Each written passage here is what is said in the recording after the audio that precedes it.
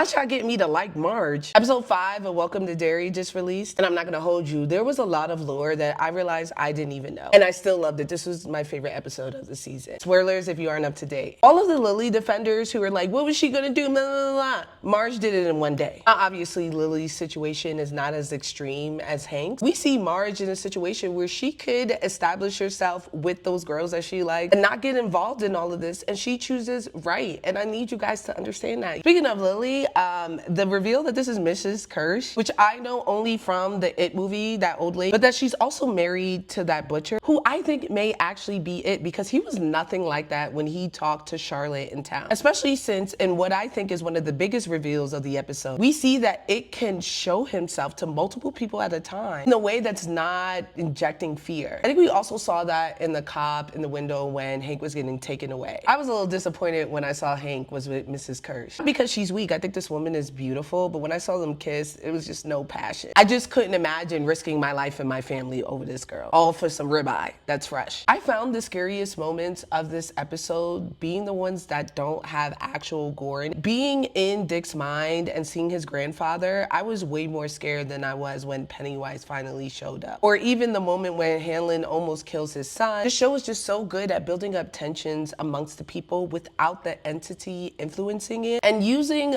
the supernatural aspects as like a byproduct of it. This section, including Dick and, The Shining, is way out of my depth. Don't know enough about Stephen King's universe, especially with the science fiction stuff. I have seen like The Shining and the It films, but yeah, I don't know. I even looked up, Screen Crush, and I still was like, what is going on? Either way, something's been released in this man, and I was afraid of him, beforehand, and I think he's going to be like a secondary antagonist. It is back, by the way, and he looks, as good as ever. And although I know it's going to be the children that put him away, because that's what they always do, I do love the inclusion of the indigenous storyline here and how they highlight that in all cases, the army are the ops. Because why did that man unload a clip on this boy when he was running away? Finally, I have to say, for a person without fear, Hanlon seems to have a lot of it, especially revolving his family. I have to commend him for being willing to shoot his wife and child, but I'm interested to see like how the entity is going to use fear against him, and I truly think it's Charlotte who's the person without fear. Beyond that, I think the scariest thing this episode gave me was hope. Seeing Lily get that artifact and even seeing all the children come together gave me this sense of hope, and I know ultimately they're gonna lose because this is a prequel. Now I'm just hoping that all of my faves survive. I mean, I think I know he survives as the man from The Shining, but